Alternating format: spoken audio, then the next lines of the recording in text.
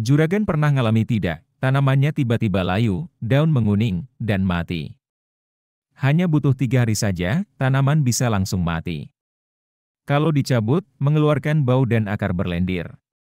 Sudah semprot dan kocor ini itu, kalau sudah terinfeksi, sangat sulit dikendalikan.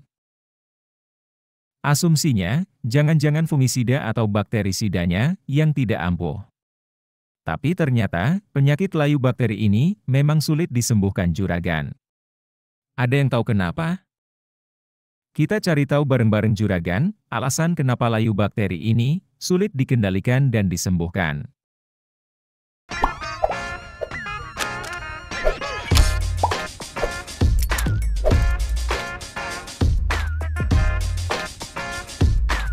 Layu bakteri ditularkan melalui tanah dan air.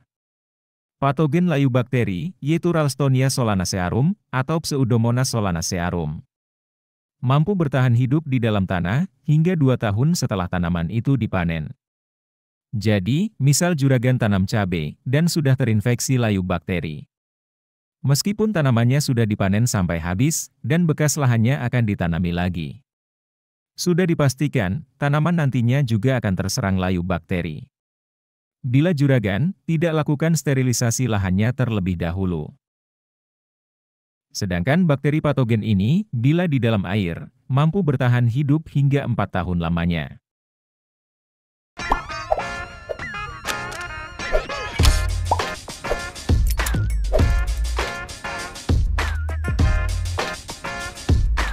Lebih dari 200 spesies tumbuhan jadi inang bakteri penyebab penyakit ini. Tidak hanya tanaman budidaya, tapi juga gulma di sekitaran tanaman pokoknya.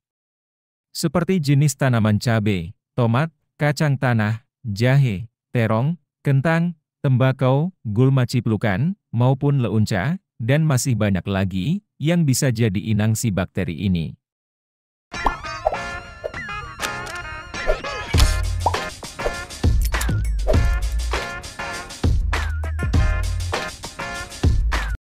Bisa dibilang, patogen bakteri ini tahan banting. Tahan di semua kondisi lingkungan ekstrim. Patogen tetap hidup, meski tanaman inangnya sudah mati. Bakteri bersifat saprofit, mampu bertahan hidup pada bahan organik tanpa adanya inang. Dan bakteri ini bisa tahan hidup 2 hingga 4 tahun, jika tidak segera dihambat perkembangannya.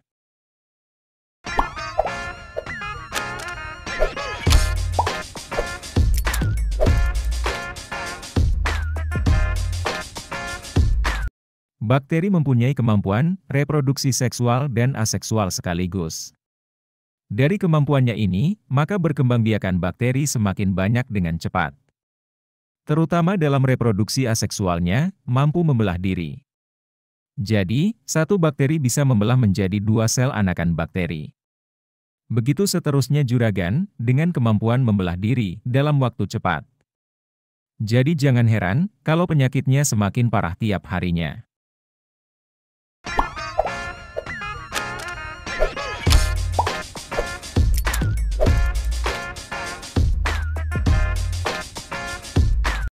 Layu bakteri akan menyerang tanaman melalui sistem perakaran.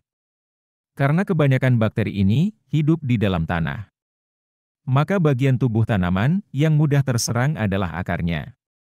Patogen akan masuk melalui luka di bagian akar maupun lewat pembuluh silemnya. Kemudian akan merusak sel-sel tanaman dan merusak dinding sel tanaman. Sehingga proses translokasi air maupun nutrisi jadi terganggu.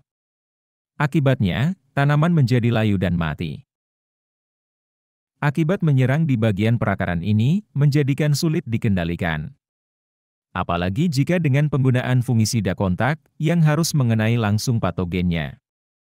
Agar perkembangannya bisa dihambat dan dimatikan. Untuk itu, selain dengan fungisida kontak, tetap perlu fungisida sistemik.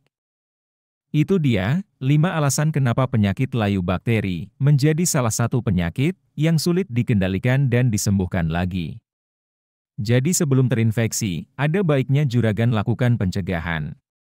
Seperti melakukan sterilisasi lahan, seed treatment, maupun rutin pengaplikasian bakterisida atau fungisida sistemik.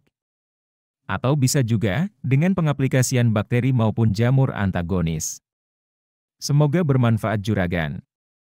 Dan kalau mau konsultasi terkait masalah tanaman cabai juragan, bisa konsul privat ke Tokder.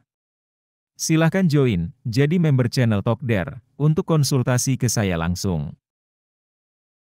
Link masuknya saya taruh di kolom deskripsi juragan. Sampai jumpa lagi di pembahasan menarik lainnya.